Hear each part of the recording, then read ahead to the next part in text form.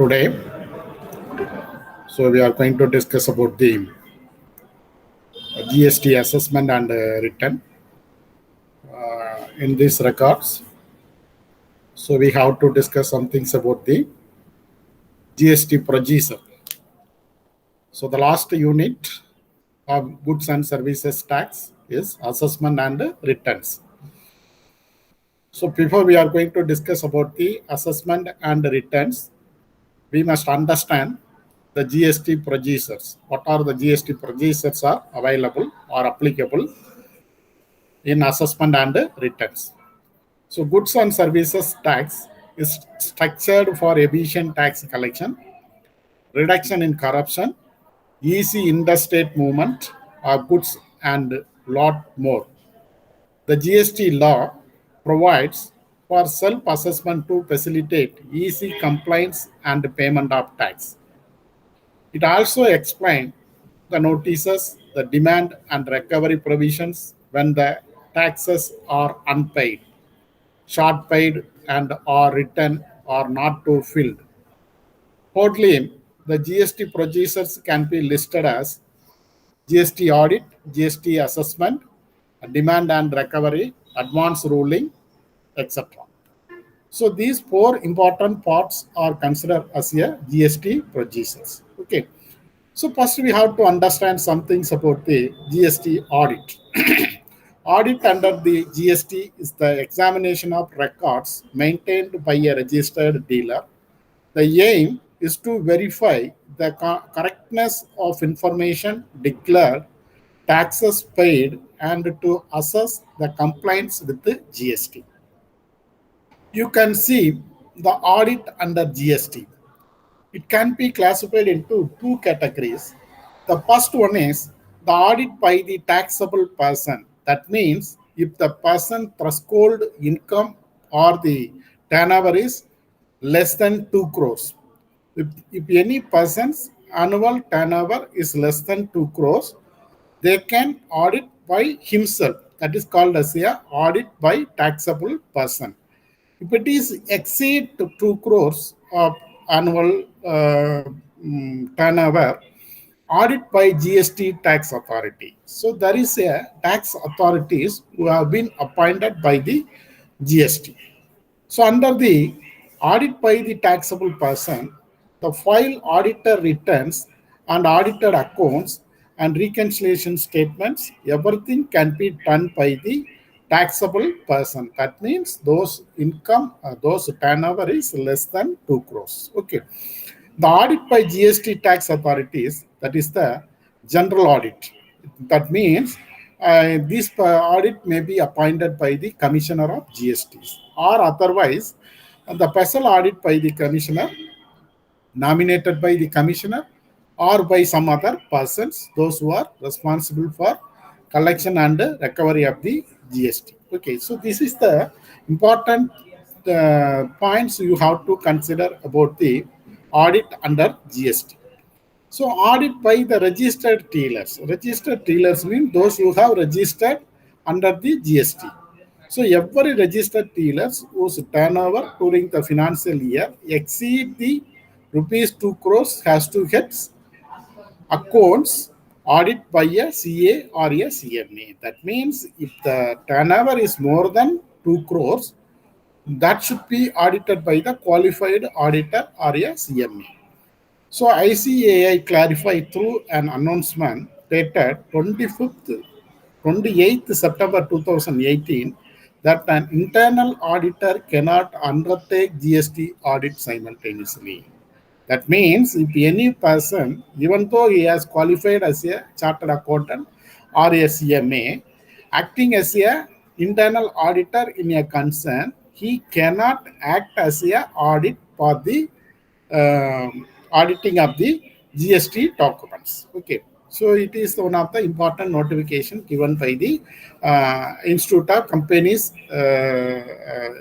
Chartered Accountants of India. Then audit by GST tax authorities. The another audit is even sometimes if the turnover is more than 2 crores, the tax authorities will appoint some person as an auditor for auditing. It is two type of audit is there. One is general audit and another one is special audit. The general audit means the commissioner or in his officer, an officer may conduct an audit of any registered dealers. The commissioner or on his orders, an officer may conduct an audit of any registered dealers. This is called as a general audit. Whereas the special audit, the department may conduct a special audit due to the complexity of the cases and considering the interest of the revenue, the CA or a CMA will be appointed to conduct the audit. That means that special audit, if any irregularities or if there is no trustworthy documentation submitted by the dealer, the commissioner may appoint some person, that is the CA or CMA person, may audit of the concern under the special audit circumstance. Okay, so this is some things about the audit. Then another one is that is the assessment under GST. The next procedure, that is the assessment. How the GST is going to assess. Under the GST, the term assessment means determination of tax liability under this act and include self-assessment, reassessment, provisional assessment, summary assessment, and best judgment assessment. Normally, the persons having GST registration file the GST return and pay GST every month based on self-assessment of GST liabilities. Every month, the dealer, the registered dealer should submit their returns under the name of the self-assessment. However, the government at all times has the right to reassess or perform an assessment by itself and determine if there is a short payment of GST. The various types of assessment under GST we can see now. So there are different types of assessment under GST. The first one is under section 59 of GST, self-assessment of the taxpayer. Section 60 deals with the provisional assessment. Section 61 concerned with the scrutiny of tax return filed by the registered taxable person. Section 62, the assessment of registered taxable person who have failed to file the tax returns. Section 63, assessment of unregistered persons. And 64, section 64, summary assessment in certain special cases. So these are some of the important assessment. Okay, the assessment, even it can be classified into some two categories. That is the assessment by the taxpayer and assessment by the authorities. The assessment by the taxpayer is a self-assessment. Okay, whereas the assessment by the tax authorities may be provisional assessment, summary assessment, scrutiny of return, best judgment assessment. Even in the case of the best judgment assessment, may be two categories: non-filers, those who are not filed their GST. So the GST authorities will go for the best judgment assessment, or those who are not registered under the GST. So if there is a person or doing some business but not registered under GST, is considered as a unregistered person. For that unregistered person, finding of GST return is based on the best judgment assessment. The section 59, you know that the self-assessment. The self-assessment means that is the self-assessment means the assessment made by the taxpayer. That means the dealers, those who are doing or dealing the business. He himself or herself can file the assessment, GST assessment. It is called as a self-assessment. The taxable person is required to pay tax on the basis of self-assessment done by himself or herself. Hence, all GST return files are based on self-assessment by the taxpayer. Almost all the GST return is considered as a GST self-assessment because majority of the return filed by the dealer itself. If any complication, if any deviations, or if any misrepresentation or misinformation, the authority will appoint some person as a assessor. He will do some assessment. Okay. Every registered person shall self-assess the taxes payable under this act and furnish a return for each tax period as specified under section 39. So this is something about the self-assessment. Okay. Then there's another assessment that is called as a provisional assessment. Provisional assessment can be conducted for a taxable person when the taxpayer is unable to determine the value of goods and services, or both, or determine the rate of tax applicable therein. For example, there is a registered dealer. He is dealing lot of goods and services, but he don't know anything about how much tax amount should be payable to the particular goods or services. He don't know anything about the tax rate. So what will happen? He will not file, or he is not able to file the tax return because you don't know anything. For example, if you take the chocolate, what will be the tax rate for the chocolate? Which category it will come? We don't know anything. So that what will do? He will not determine, or he is not able to determine the taxable amount for his or her transaction. So in that situation, the provisional assessment will be applicable. For example, under the provisional assessment, we have to follow certain process or steps. For example, the first step, the taxable person has to give the concerned GST officer a request for provisional assessment in writing. The first what he should do, he must approach a GST authorities and give a request in written. Kindly do self provisional assessment for my business transaction. So this is the first procedure for the provisional assessment. So after that, the GST officer on reviewing the application will pass an order within a period not later than 90 days from the date of receipt of the request. So based on the dealer's request, the GST officer will issue the notice or order within 90 days for allowing the payment of tax on provisional basis or at GST rate or such value specified here. So based on that, he will give the order. Okay, you can pay this much of amount as a GST tax, like that.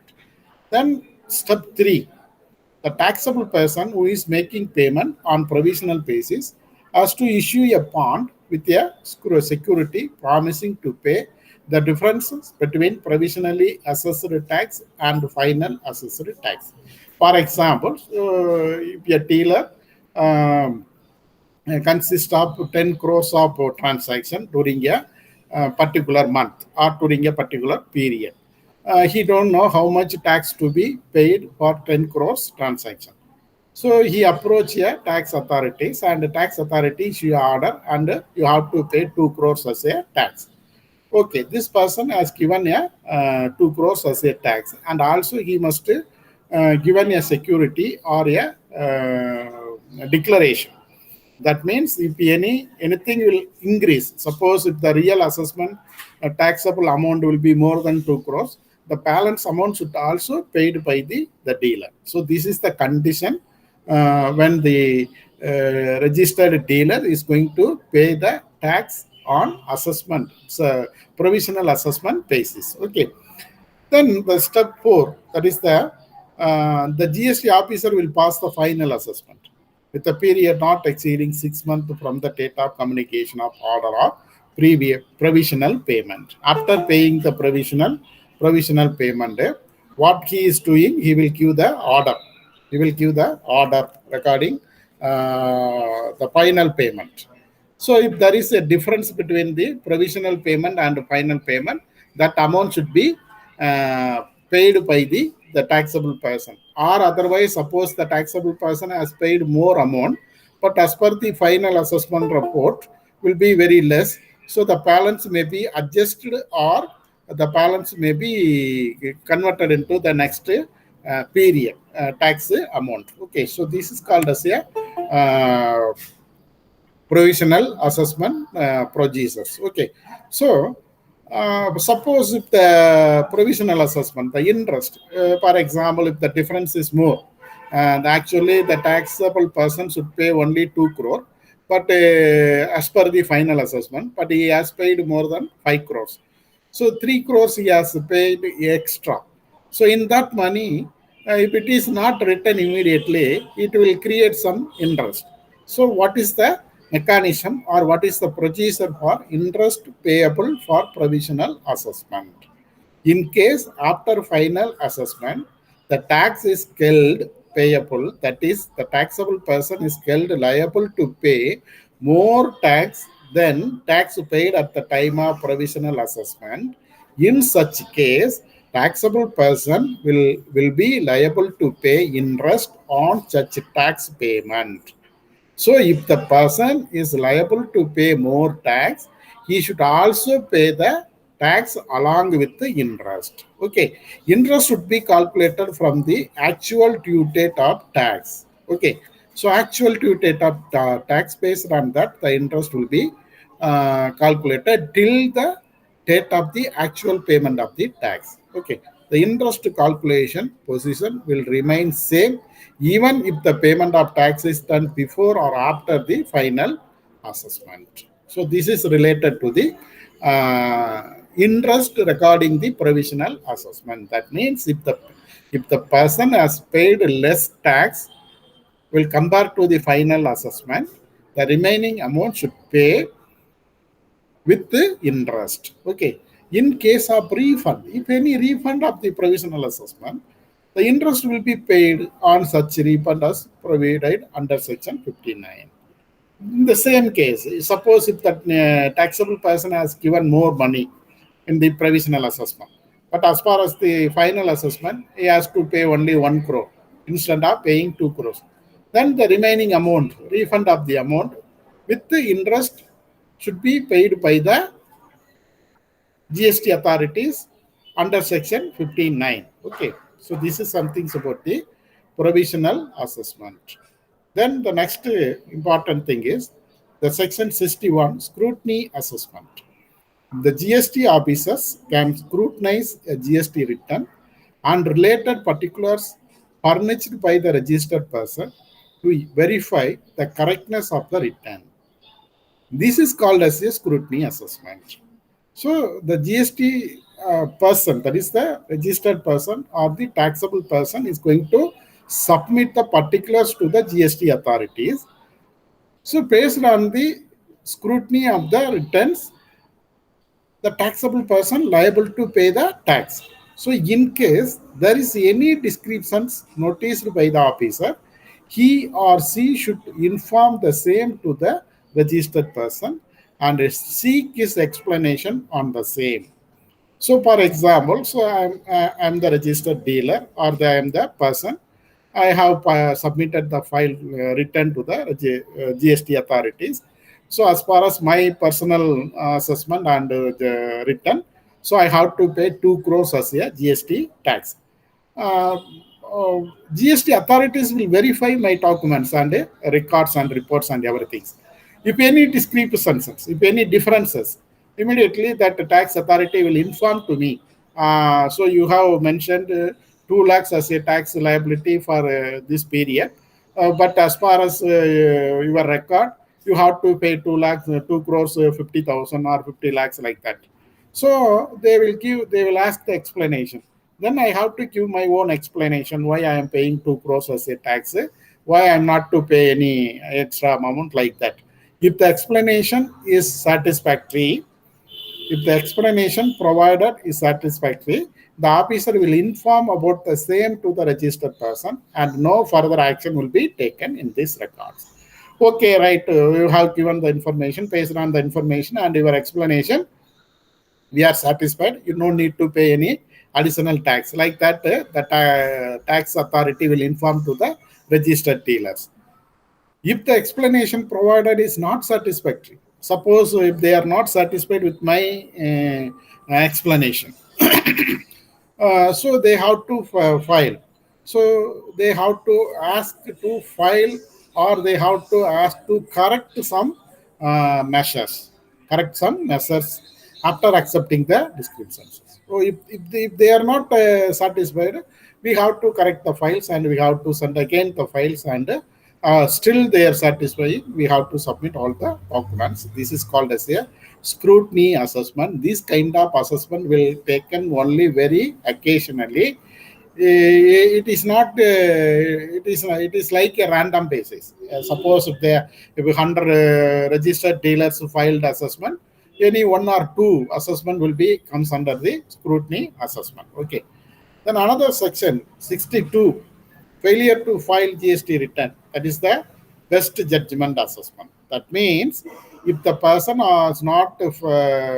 is failed to submit any assessment, when a registered person failed to furnish the required return, even after service of notice under section 46 of an assessment, would be conducted by the GST officer. In such cases, the GST officer would proceed to assess the tax liability of the taxpayer to the best of his judgment, taking into account all the relevant materials which is available or which he has gathered, and issue an assessment order within a period of 5 years from the date of furnishing the annual return for the financial year to which the tax not paid relates. So this is the best judgment assessment. In that best judgment assessment will be undertaken in two aspects. One is in case of the person is the registered dealer, but he has failed to submit the assessment.